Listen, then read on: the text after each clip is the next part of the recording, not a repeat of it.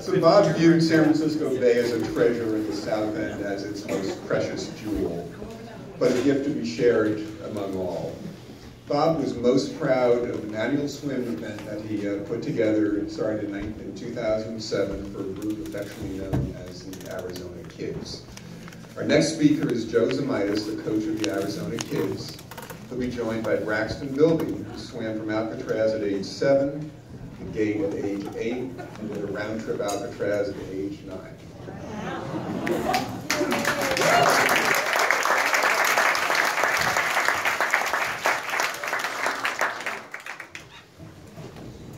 Arizona. Yeah. So today, right now, 750 miles away, a group of about 50 kids is getting out of Bartlett Lake. It's 52 degrees. This is the 6th of our practice swims, so they're ready to come out here and crush it April 28th and 29th, and we have our 13th annual swims. In the last 12 years, Bob has helped us bring over 500 kids, parents, and grandparents safely across the bay in their quest to escape their limitations and make the impossible possible. I could stand here all day and tell stories about the swim and the event and how much it's meant to people and how lives were transformed for the better, but a lot of us already know all that. What nobody here has heard is how it all started. 13 years ago, Braxton swam Alcatraz at the age of 7. My phone number got out there, and I spent 2 solid weeks returning phone calls from reporters all over the world and others asking about the swim. I could tell you where I was standing when I listened to a voicemail and heard a grizzled voice on the other line. "Hi, Coach," he said. "They call me the godfather of bay swimming, and I have an offer you can't refuse."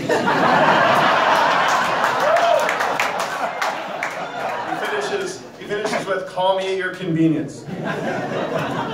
So not the strangest voicemail I received around that time, actually. So I made a note of it and put it on the list of calls to make the next day.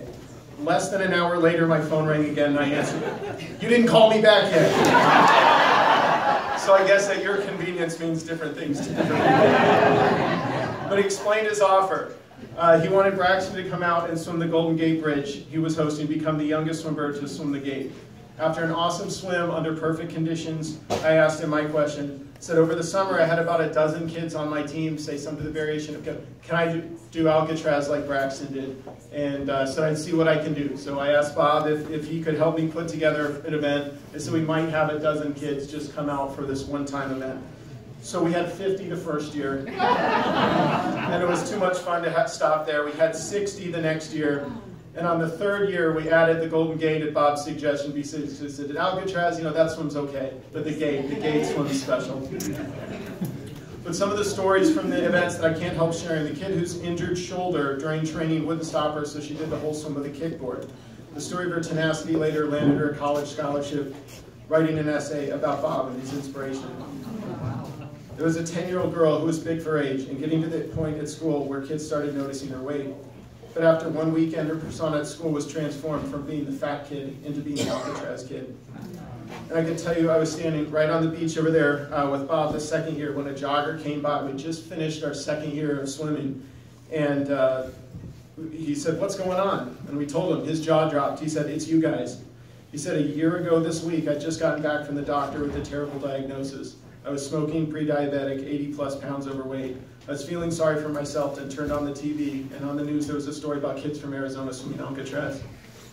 I looked at that and said, if they can do that, I have no excuse. I learned how to swim. I lost 50 pounds and quit smoking. You can ask my doctor. You guys saved my life."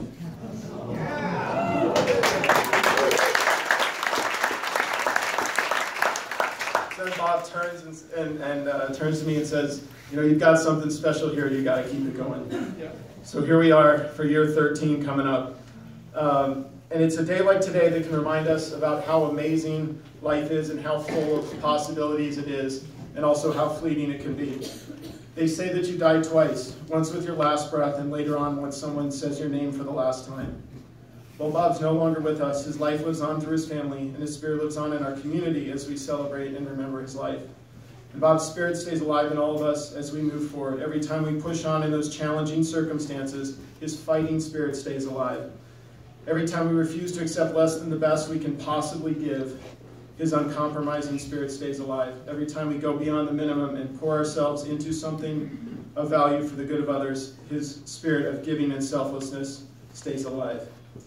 They say that sometimes when one person is absent, the whole world seems depopulated. Today this room is so full, but with a single absence seems so empty at the same time. So today we mourn the passing and cherish the memory of someone who meant so much to so many. Tomorrow we move forward to live life to the fullest, following a great example set by Bob of embracing life's challenges with courage and fighting death to the death because he wouldn't have it any other way. Yeah, yeah, yeah. Yeah, yeah.